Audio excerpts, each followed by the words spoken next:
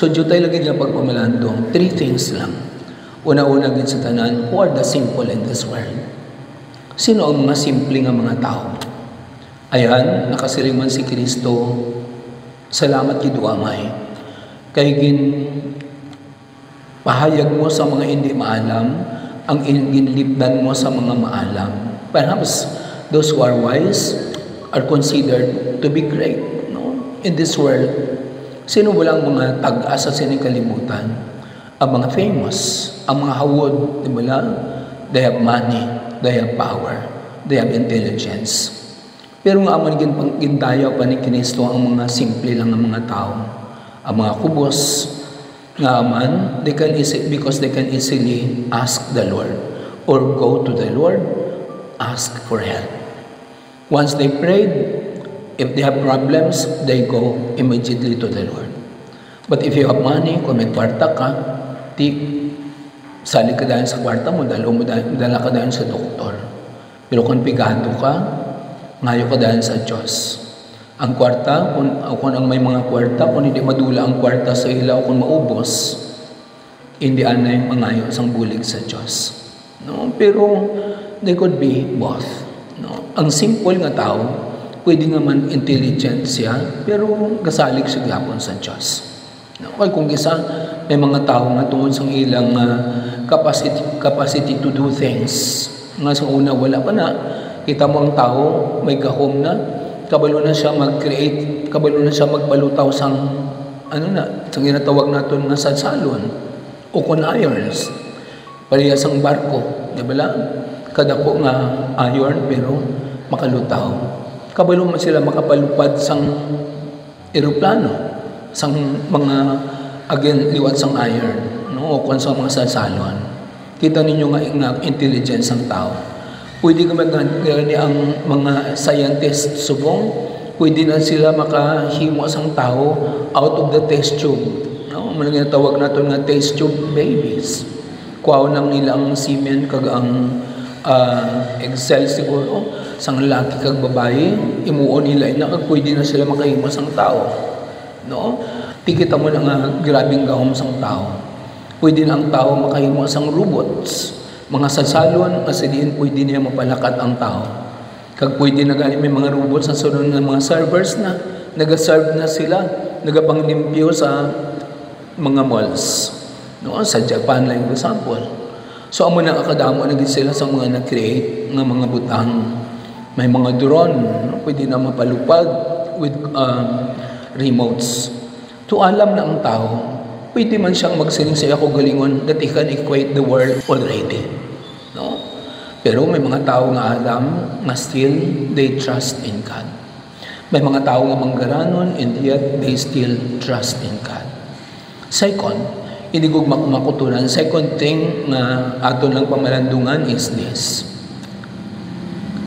Everything is Christ's. Everything belongs to Christ. Why? Nagsiling diri si Kristo sa aton nga second stanza kagina. Siling niya, ang tanan nga butang gintugyan sang Dios sa akon. Everything has been given to me by God. When in fact, everything is being created by the Word, no? Through the Word. Di ba? Pagsiling sang Dios nga, let us create the world. Di ba? Word na siya. Let us create or separate heaven and earth. That is word also. No? Kag magsiling siya nga, let us create man. In all those creatures or creating things or created things, they are made out of the Word of God. And who is the Word? He is Jesus. Di ba lang? Ang Diyos mismo, amo ang ginakabig natin ng Word. Amo nang ginasiling niya, in the beginning was the Word, and the Word was with God, and the Word was God. And the Word became flesh and became man. Amo nang ginatawag siya nga Emmanuel. God is with us. So kita ninyo, He is the Word. Kag sa pagkamatuod, sa katapusan, nabala, ang tanan matula. Kita tanan, we will all die. No? Kung magabot na ang tiwan sang katapusan sang panahon, tanan nga tao mapatay. Sa dinig karon makadto ang tanan ng mga pagkabutang. Hindi ba sa isa katao nga hindi mapatay? Si Kristo lang.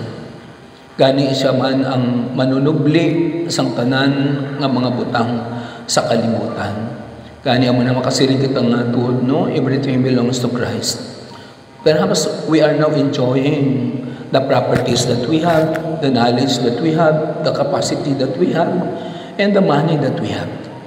No, pwede din mag-enjoy ka kung mayor ka pa subong. Pero not all the time you are a mayor. Pwede man mag-enjoy ka bilang presidente sa pungsod subong. Pero it's not all the time that you are president. No? Hindi man pwede man mapahari ka lang until forever. Sa maabot ang tion nga mapatay ka.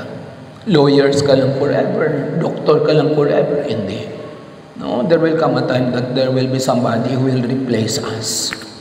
As parents, as professionals, as teachers, we will not stay as pupils or students until the end or forever. Hindi. So, amo na inigugma kong mga kuturan nga tanan kita may katapusan.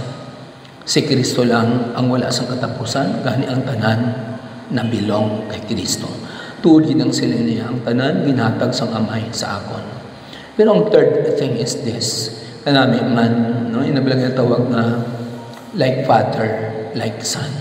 No? Wala sang may makakadto sa amay kung hindi paagi sa akon.